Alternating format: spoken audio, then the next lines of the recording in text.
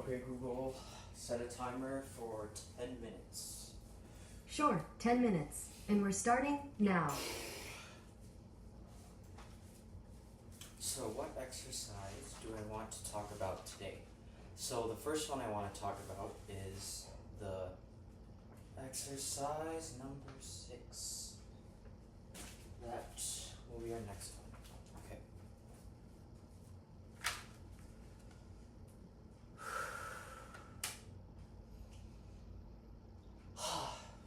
Alright, let's do this. Alright, so today we're going to be working on the 6th exercise in the Simon Fisher's Basics book that also has to do with the right arm and the hand. And this one is all about holding the bow without gripping. The fingers must always be alive on the bow. Tiny adjustments to the bow hold have to be made all the time because of the conditions of playing are always changing. From note to note, the brain sends millions of subconscious messages to the fingers to change their contact with the bow. These often invisible changes are instinctive reactions to musical feeling and to the changing contacts of the bow with the string rather than being something that can be taught or learned. The bow has to be held without undue tension so that spontaneous adjustments can occur without restriction. You also have to be able to make larger, deliberate alterations to the bow hand. For instance, when playing pianissimo one moment and martelé the next. So for the first exercise, the fingers hold the bow firmly in a strong, forceful playing, even squeezing at times. For instance, when playing a bow stroke that begins with a sharp bite, like the martelé. Other strokes require more of a bow balance than a bow hold or bow grip. There is nothing wrong with a strong bow hold when needed, as long as it is always followed by release when no longer needed. To avoid tension, the norm should be a bow balance with a stronger grip when required, rather than the other way around. So for the first step, we're going to tilt the bow over as though playing on the outer edge of the hair. Place the fourth finger on the upper inside edge of the bow. Take the second and third fingers off of the bow. And for a better visual, I'll be putting up a picture over here. Notice the weight of the bow resting on the pad of the first finger and balanced by the fourth finger and the thumb. All three support the bow. If any were taken off, the bow would fall. In this position, the bow is balanced in the hand and does not need to be held. Put the second finger on the frog slightly more to the left of the thumb than usual. Take the first finger off. Now the bow is balanced by the second and fourth fingers and by the thumb, also seen in figure 7b. Feel the weight of the bow resting against the second finger. Put the first and third fingers back on the bow and hold it normally with all the fingers. Find the same feeling of weight and balance in each finger without gripping the bow with the fingers.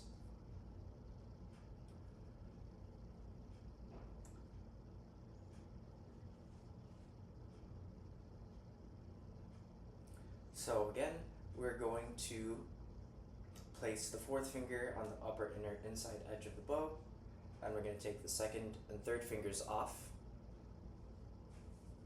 Now we're going to put the second finger on the frog slightly more to the left of the thumb, and then take our first finger or our pointer finger off.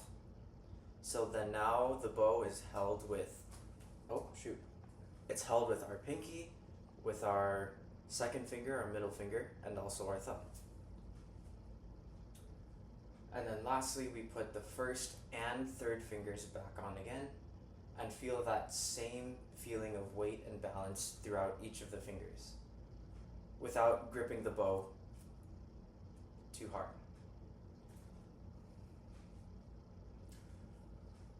Alright. And yeah, that's pretty much it. That is the first exercise for holding the bow without gripping.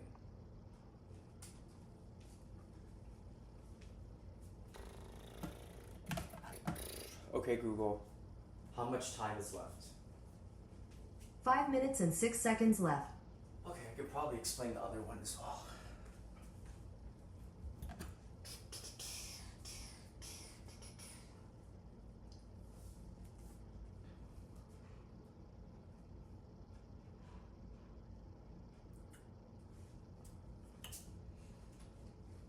Alright, so today we're going to be talking about the right arm and the hand. What? Wait, okay. Okay, we got it. Today we're going to be talking about another exercise that involves holding the bow without gripping, as demonstrated in the Simon Fisher Basics book. And this one is probably one of the most common exercises that at least I remember doing in like beginning string classes, and when I was first starting off playing my instrument.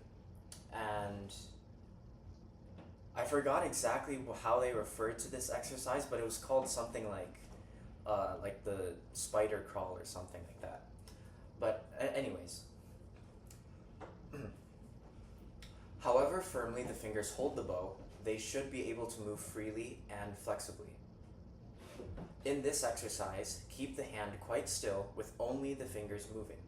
Feel the pads of the first and third fingers, the joint nearest to the nail of the second finger, and the tips of the thumb and fourth finger on the bow.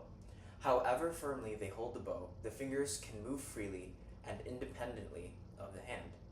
And this finger independence in each of our fingers in our bow hold is what enables us to do all the other bow strokes that are required in various types of music.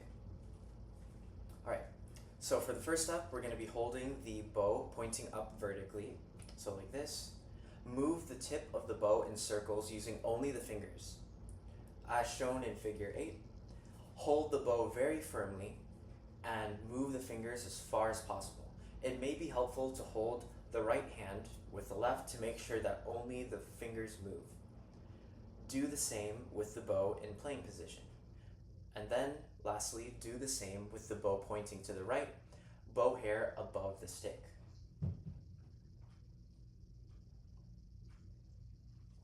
So using only the fingers in our first hand and without moving our right hand like this, we want to be able to trace a circle or make circles with only our fingers.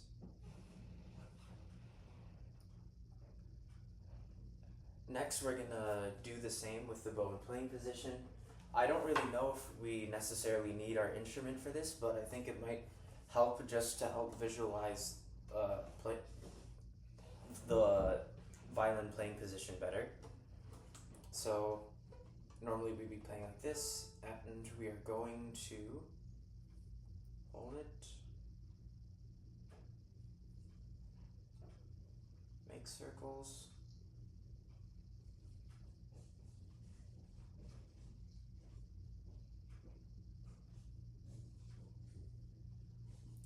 and then lastly we're going to do the same with the bow pointing to the right, the bow hair above the stick.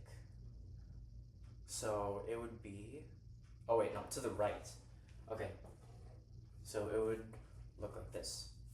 And then we're going to trace the circles again, or make circles using only the movements of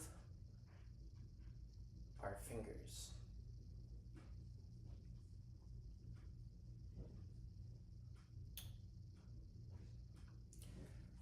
And that is the second exercise for holding the bow without gripping, as instructed in the Simon Fisher's Basics book.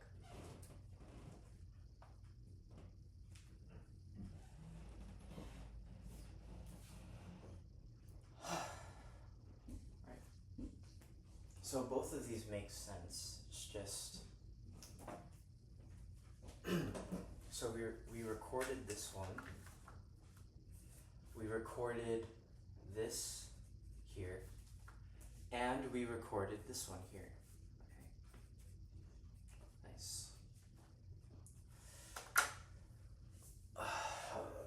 just want to take pictures and then edit. Stop. Oh my gosh. Oh my gosh.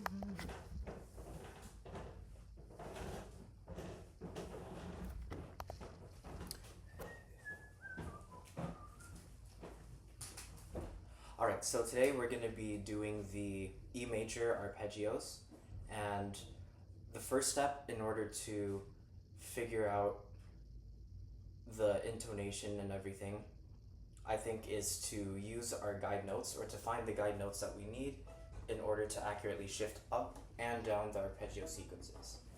So the first one,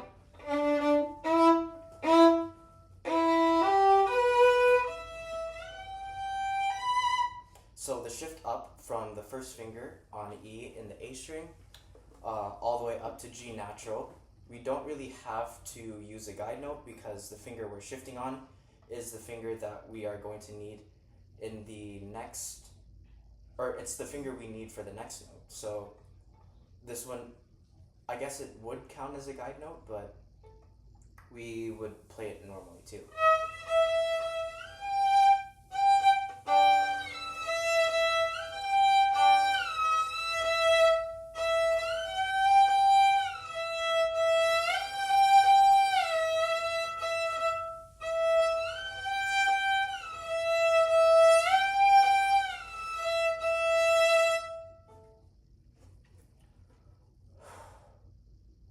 Okay, Google, how much time is left?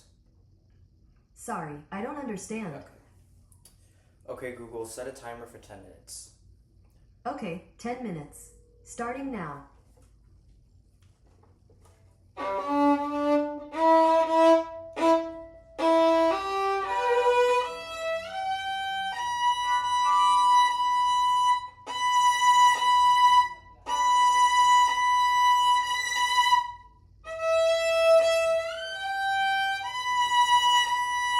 So for this one, our B is slightly flat, so we need to aim a little bit higher.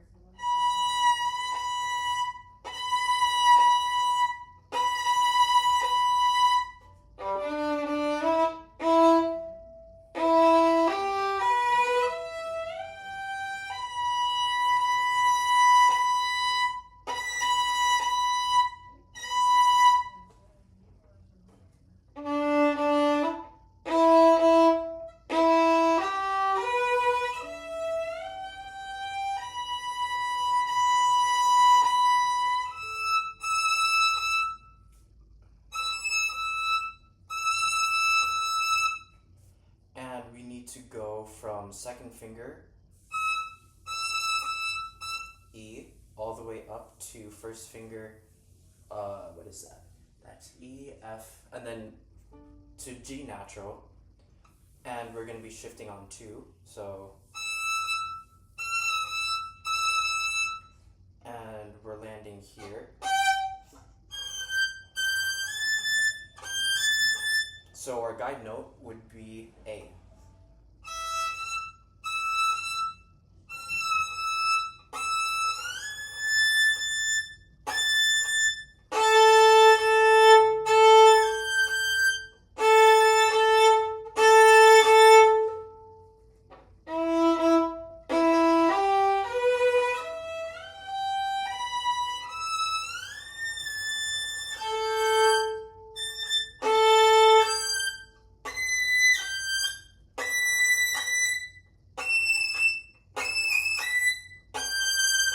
And then on the way back down, we still are playing G natural with the first finger on the E string.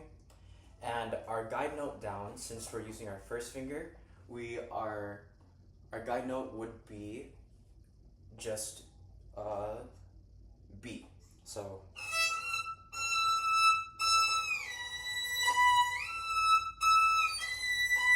and thankfully both of them already have natural harmonics, so we don't have to think too much about or worry too much about where our fingers are going to land as long as we listen carefully.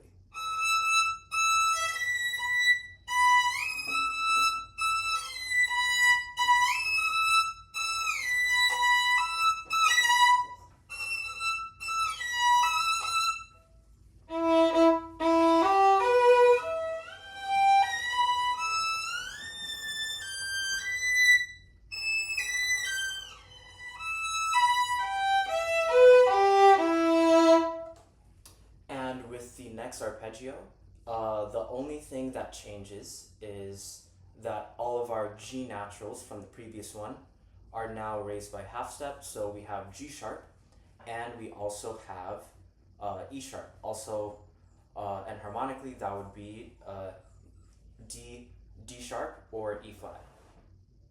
No, that's F. Wait a minute. So that's E. No, that's just G. So it's mostly just G sharp. But all of our guide notes should stay the same.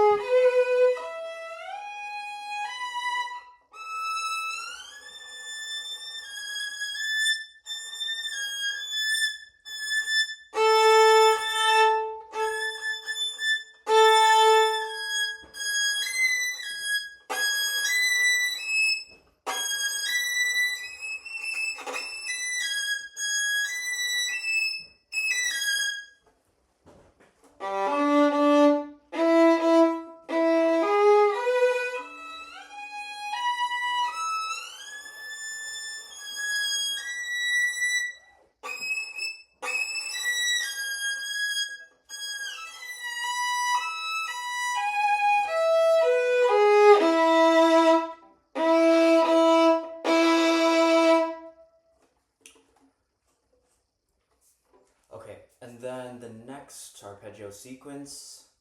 So we're no longer using, well, for this one, it actually is completely, well, not completely, but it's mostly different from the previous two.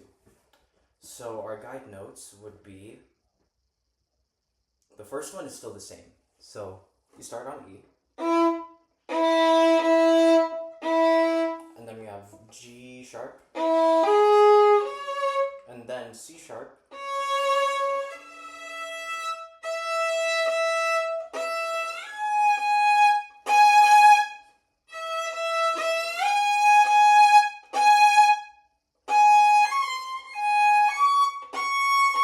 so the only thing that changes here is that we are going to be using a high fourth finger to get the C sharp, and I'm trying to figure out what position we would be in. So this would be, so that's fourth. F sharp would be fifth position. So we would be in sixth. So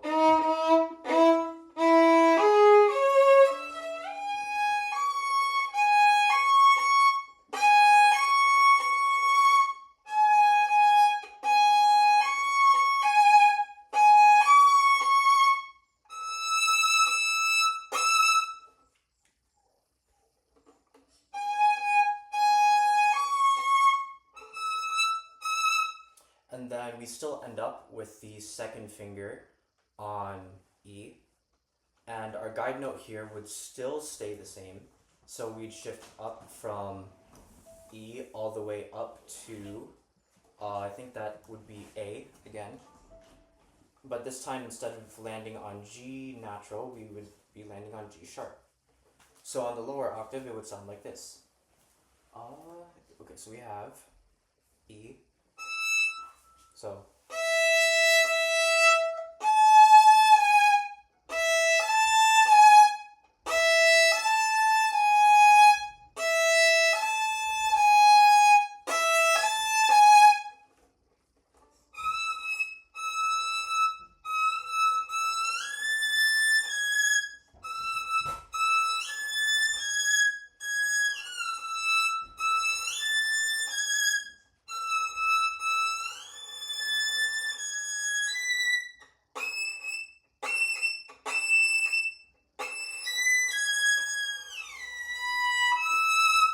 And then shifting back down, we are still using G sharp on first finger.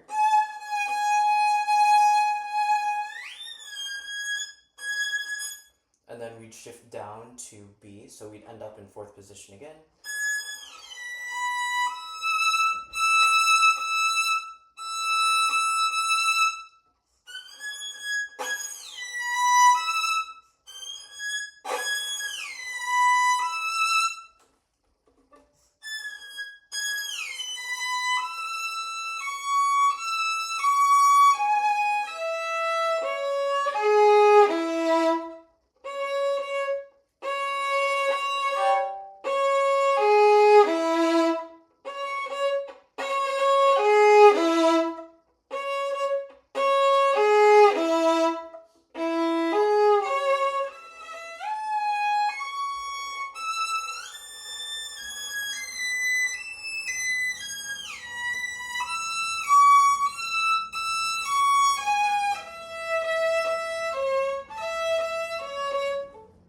And then this one, our C sharps tend to be slightly flat, so we need to aim a little bit higher.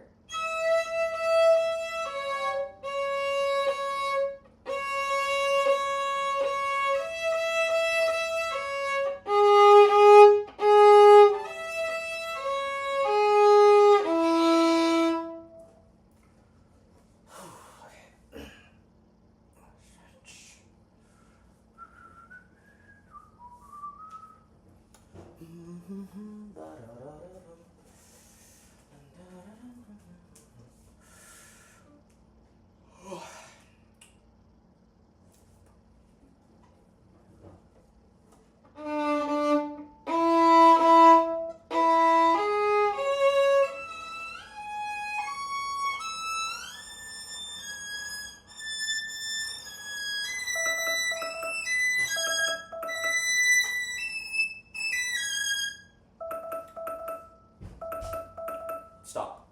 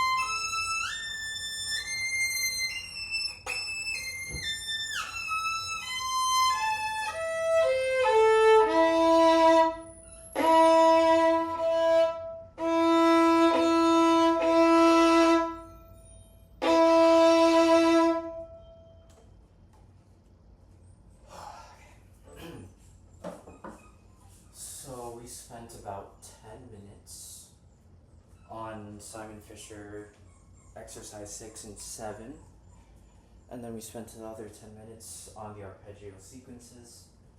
So now we would need to do, which one? Don Juan, or maybe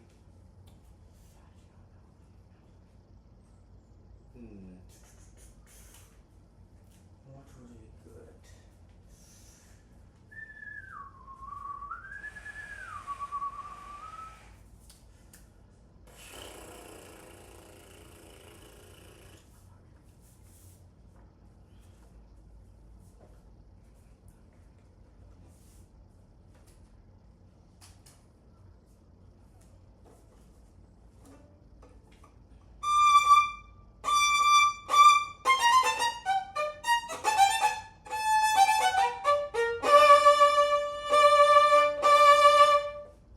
Actually, before I should be there, I should probably take this moment to sit and also talk about what I'm feeling right now.